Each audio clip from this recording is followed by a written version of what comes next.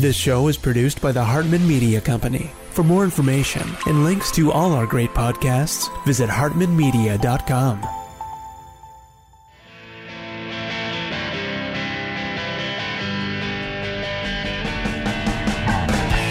Welcome to the Young Wealth Show, where you'll truly learn how to make, spend, and invest money for an awesome life. Get the real-life stuff that wasn't part of your school curriculum. Young Wealth gives you innovative new ways of dealing with your finances, as well as the skills and tools you're going to need to survive and be successful out on your own. Let the Young Wealth Show be your GPS to take you from clueless to clued in. Here's your host, Jason Hartman, with Young Wealth. It's my pleasure to welcome Gabriel Weinberg to the show. He is the founder and CEO of the multi-billion search internet privacy company, DuckDuckGo. I'm sure many of you use it. It's a great product. And the #1 best-selling author of Traction, How Any Startup Can Achieve Explosive Customer Growth, and the new book, Super Thinking, the Big Book of Mental Models. Gabriel, welcome. How are you? Great. Thanks for having me. Give our listeners a sense of geography. Where are you located? I am outside Philadelphia in the United States. Fantastic. Is that where DuckDuckGo is located, by the way? So it's where I'm located, but DuckDuckGo is a distributed company. So we actually have team members scattered across the whole world. Mm-hmm. Fantastic. Good stuff. I was thinking you were going to say you were in Silicon Valley. Nope. It's too cliche. Don't think that, right? Well, good stuff. Super thinking. This is something that I'm guessing you have employed very well, and congratulations on your success. What is super thinking? So super thinking, subtitle is The Big Book of Mental Models. So the next question is, what the hell is a mental model, right? Mm-hmm, sure. Mental model is a fancy word for concept. And, we have concepts in every area of life. I was a physics major, so there were tons of physics concepts, most of which, quantum mechanics and things which are not relevant to anyone outside of physics, but some really are. So, for example, the concept of critical mass came from physics, and kind of it's the nuclear material needed for a nuclear bomb, but it's really useful outside of physics in investing in products and entrepreneurship. A product or an idea can have critical mass. And once you know something can have critical mass, or critical mass applies as a concept to that business or investing concept, then you can think at strategic levels about it. You can say, well, how can I achieve critical mass for that? Or how can I achieve it faster? And so what mental models are, these broad mental models, is there's a list of about 300 of them that we've enumerated. And if you can kind of know them and internalize them, you can be a much better strategic decision maker. Mm-hmm. Okay. So 300 mental models, though, that's a lot to know, isn't it? It sounds scary, right? But the reality is that they're very interrelated. And so what we ended up doing is describing them through 9 thematic narrative chapters. And so, for example, the first chapter is all about biases. So all the biases, which is very similar, comes up a lot in investing, like confirmation bias and availability bias, and all as a theme of how to get around the bad parts of your intuition. And then there's unintended consequences and spending your time wisely. So there are a lot, but they're very interrelated. Mm-hmm. Yeah. And there are so many of these biases, and we don't even realize how they run us, right, Gabriel? I mean, one of my favorites, and I know it runs me, is the sunk cost bias, right? You put all this effort or money into a deal, and you just should let it go at some point, right? Exactly. Yeah.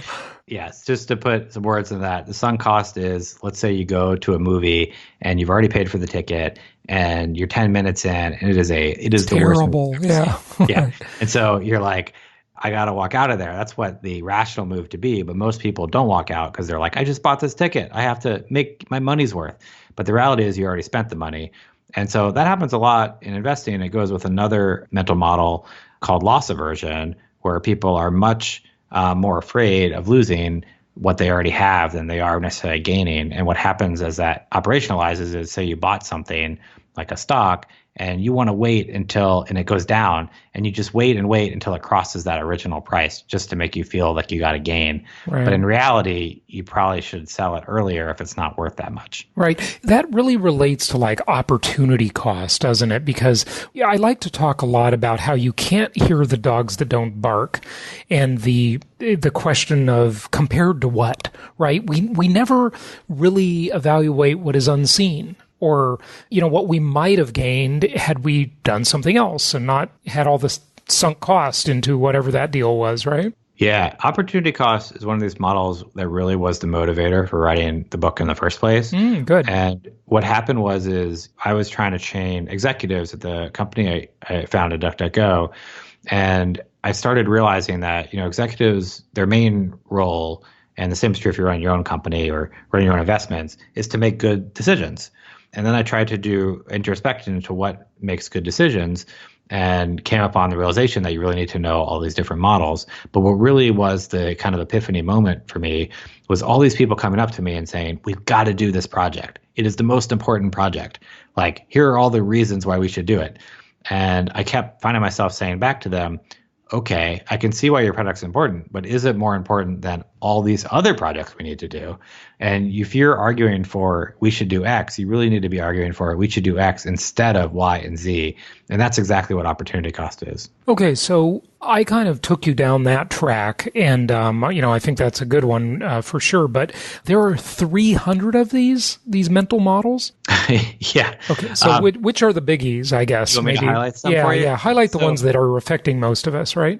I mean, opportunity cost, and I want to be clear, it's like every one of these models, like opportunity cost comes from economics, right? Mm-hmm. And they come from a specific discipline, but they're really useful outside of it. That's where the metaphorical value really comes from, that you can apply this across your entire life for really any decision. Mm-hmm. But there are a few, like you said, that really carry more weight than some of the others. One that's counterintuitive that I like to bring up is called forcing function. And what this is anything that is really forcing you to critically evaluate things. Because ultimately, what a lot of this comes down to is your intuition can be bad, and you want a place where you can check it really systematically. And so a forcing function helps you do that. Now, at a company, what that means for DuckDuckGo is we have, for every project, we have a kickoff call, we have postmortems where we ask what went well and what didn't go well. We have weekly updates that need to be written for every project. And these are built into the calendar, and they literally force people to take a step back and think critically about what we're doing. Mm-hmm. Now, on a personal level, that could be like every week I evaluate my investments, or every week I go to the gym, or, I look at my budget, or whatever it is, but it's already set aside by default. Okay, so really it's a matter of scheduling, right? Scheduling to constantly evaluate progress on something? Yeah, that's right. It's related to something called the default effect, which is you basically do what the default is generally. Mm-hmm. And a good example of this is organ donation rates across different countries. Right. Some countries have default opt-in to organ donation, and some have default opt-out where you have to actually opt in. Right. If you look at the rates across countries, the ones that's default opt-in are like 90%, and the ones that are default opt-out are like 20, 30%. Mm-hmm. So if you have a default that is already into your calendar, then you're going to have that forcing function to think critically every single week. Mm-hmm. Whereas if you don't have that default, you might wait months before you actually think critically, and you're going to waste your time, you're going to waste your money, etc. Mm-hmm. Yeah. Okay. Good. What else? Tell us about some others. Yeah. The default effect. That's good. By the way, just to comment on that, it seems like a lot of subscription businesses and SaaS-based services are benefiting huge from the default effect, right? Because everything's on auto pay and they just keep renewing you. And a lot of people, they kind of don't pay attention to it very much, do they? That's right. Yeah. I mean, all of these can also be used almost adversarially against you, like all your biases. There's a whole set of models that we cover called influence models that do that. And they're things like reciprocity, where if somebody gives you something, you're much more likely to have an innate feeling like you want to return that favor. For example, like high profile ticket item sales folks will give you free concert tickets, or nonprofits will send you free address labels. Mm-hmm. It's all in the idea that then you're much more likely to return the favor. And there are lots of other influences models like that, like social proof, and just you tend to want to agree with people that you like, so then people try to relate to you on a more social level. Like you like the same sports teams and stuff like that. And similar to regular biases like confirmation bias and availability bias, you want to be aware of these different ways that people or companies are trying to influence you. And like you said, default settings are a great one. Like I run a privacy company. You can't get better examples than this than privacy settings. Oh, yeah. Good point. Yeah. Because they're like 5 menus down in some, right. You never some see it. Nobody reads it. Settings. Yeah, exactly. Switching gears, like there's a whole set of models around kind of getting better at skills and coaching. And a central one is called deliberate practice. Okay. And it was pioneered by a gentleman named Anders Ericsson, who studied professional athletes and experts across academia and musicians. And what he found at the core are these people practice this one form of practice, which he called deliberate practice, where it's really simple. You really try to practice one skill out of your comfort zone a little bit. And at the same time, you get expert feedback, real-time feedback as to kind of what you're doing wrong. So you don't want to go way outside your comfort zone because then you can't really relate it to what you're doing wrong. But you want to go a little bit and have that kind of coaching session or a mentor that helps you kind of get better at it. And if you can set this up in your life for whatever it is you're trying to do, get better at, whether it's investing or public speaking or coding or anything, like that's the fastest way to kind of climb that skill ladder. Okay, good. You talk right at the beginning of the book about being less wrong. What does that mean? Well, there's this mental model that comes from tennis called unforced errors. And so, are you a tennis player by chance? I used to be. I really don't do it too much anymore, but I like tennis. I'm a fan. Older. But in any case, there's different errors you can make while playing tennis, right? Sure. A lot of errors people think when they watch a sport is like the other player made a really good ball that was hard to return. But it turns out a lot of errors in tennis are what they call unforced errors, where the opponent didn't force you to make an error at all. You just hit it into the net yourself, or double faulted, where you hit in the net when you serve. And unforced errors can theoretically be completely avoided. And so being less wrong is really about learning these models to help you predict how you might end up being wrong and then avoiding those things. And it's almost like a checklist of stupid mistakes or anti-patterns that you can fall into. A good example is unintended consequences. So you see this all the time now with companies like Facebook kind of raising their hand and saying, we could have never predicted that, people were going to use our system to manipulate people, or this or that was going to go wrong. Yeah. But the reality is you actually can predict these things if you kind of know the models around it. And I'll give you a silly example, but one that comes up a lot, a model called the Streisand effect. And this is actually from the actress Barbara Streisand is where it got its name. Sure. She had a mansion and she didn't want in Malibu, yeah, exactly. They didn't want to see it, and see how kind of ostentatious it was. And a photographer took a picture and put it on their website. Yep. No one had downloaded this thing. And then she sued the photographer, and all of a sudden it's a front page news story, and now everyone is seeing it. Right. Sometimes it's better to just let it go, right? Exactly. But it's so hard to do, right? But this is kind of the idea of this whole thing is once you know that concept and something comes along and you're like, oh, I made a mistake. I put that out there on the internet. You got to stop and think, well, if I try to delete the post or comment on it or sue them, is that going to draw more attention to it? Right. And oftentimes it does. Yeah. And so that's the kind of question you got to ask yourself. And I agree with you completely. That law of unintended consequences, certainly, but it's very hard to evaluate. For example, how did Barbara Streisand know that she, appear to be such a hypocrite, right? In that case, yeah, no one paid attention to the picture of her house from the drone, but then everybody did when she sues the guy. How do you, those are big ifs. You just never really know. I mean, yes, it would have been something to consider for sure. And maybe she did even consider it, but, never knew the magnitude or virality of it, right? You are absolutely right. That's why it's called kind of being less wrong, because you can't be absolutely right all the time. Because a lot of this stuff is around uncertainty. And that is actually why it's very hard to do this over time, is it's you're really weighing probabilities, right? But to really help you with that is kind of looking at history. And so I think that one in particular, you can't really say because there's no counterfactual. Another mental model that's really good is thinking about thought experiments and what could have happened, But in that case, there's a long history of celebrities suing people that look like they're under them in some way financially. Right. Sure. And it generally doesn't go well. Mm-hmm. Yeah. And so in that one, I think the probability was probably decently high that you might want to avoid it. In other ones, it's very, it's harder to say, and you have to make a call. Right. And there's another bias called hindsight bias, where it's easy to think if things gone well, it's because of your awesome decisions. But if things gone poorly, you should have done something better only in hindsight, right? And one way I think to be kind of more objective about that, and a lot of these mental models in terms of operating them, is you kind of want to involve other people. It's hard to do yourself, especially on your own decisions. And so that could take the form of a colleague, it could take the form of a spouse, it could take the form of a coach, but trying to get a little more objective about it.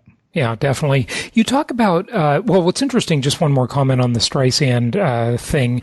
It's interesting in a way, a rich and famous celebrity almost has, in that kind of situation, less power or fewer rights than an obscure person who doesn't have a bunch of money, right? Because if it were the other way around, the photographer could have sued Barbara Streisand and maybe no one would have cared, right? But yeah, you're absolutely right. Because it's her doing it, and listen, I'm not defending Barbara Streisand, but no, you're right. I mean, you're right in two respects. I mean, you're literally right in the sense that there are literally laws that are less for public figures, right? Right. Like public figures have less privacy rights in the US underneath our law. Yep. But also companies have this all the time. It's like big companies can't play a victim card very easily, Yeah. because it's not fair. They're big and powerful, right?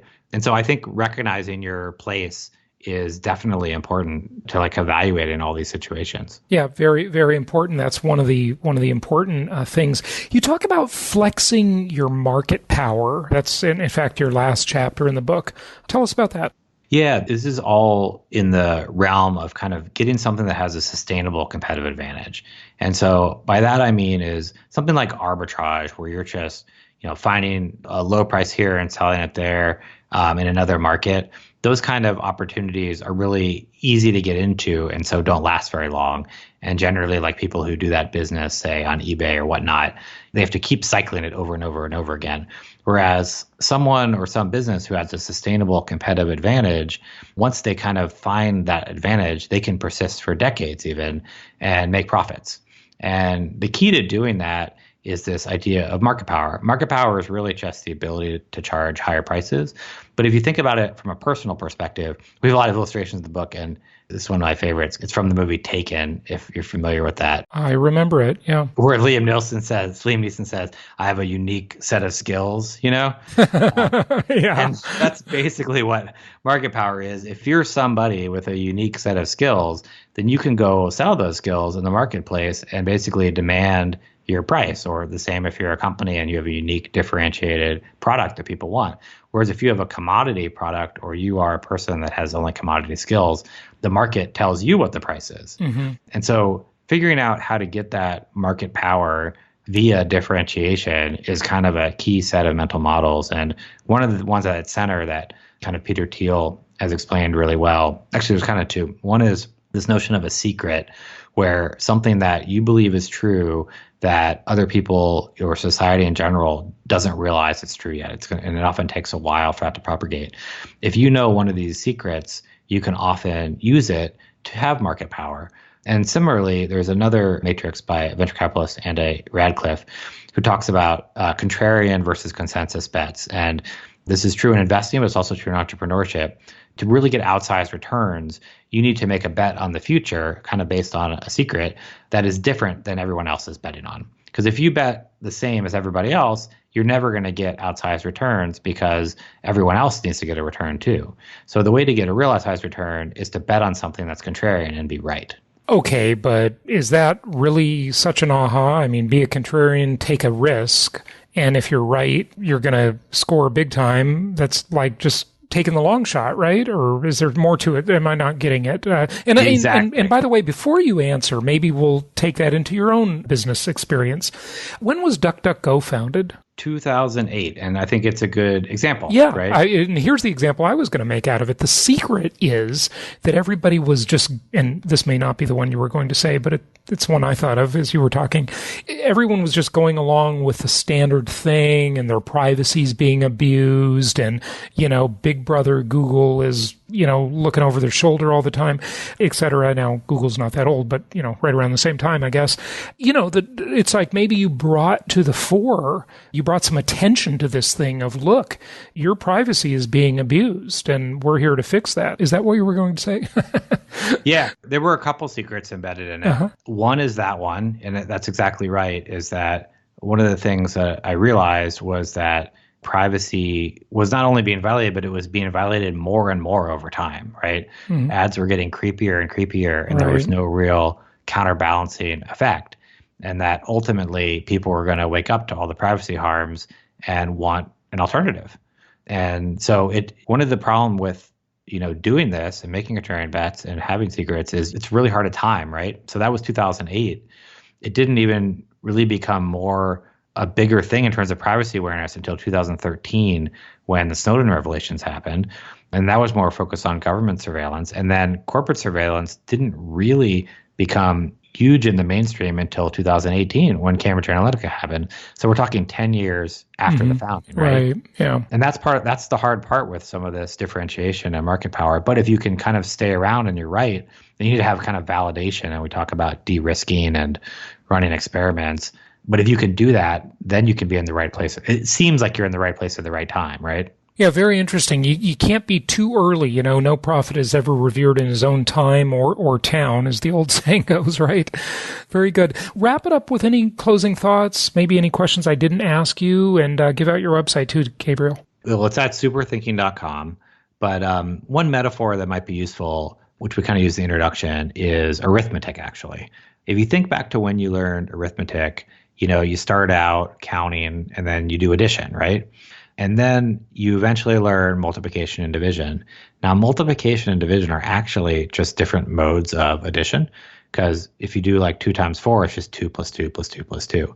But once you know multiplication, and especially if you have a calculator, you don't go back to addition. So if you're like 547 times 13, you don't just do 547 and add it 13 times. You just do 547 times 13. And that's kind of the idea with mental models, is like once you have the name and the concept, you can skip the addition step and go right to multiplication. So you can just do this higher level kind of analysis and thinking of problems just much quicker. Yeah, very good. Very good. Your website? Superthinking.com. I'm on Twitter at YEGG, Y-E-G-G. And what does that stand for? Just out of curiosity, where'd that Twitter handle come from? That's your Skype. Good question. Yeah. It stands for nothing. It is a word, actually. Uh-huh. It was used in the 1920s in kind of the gangster movement. And the Yeggman was the safecracker of like the gang. Kind of bring in the Yeggman to help crack the safe open. Very good. Well, hopefully that's what we've done today with mental models. This is a fantastic book. Love to have you back on the show sometime to talk about traction. Keep up the good work. Thank you so much for joining us. Thank you.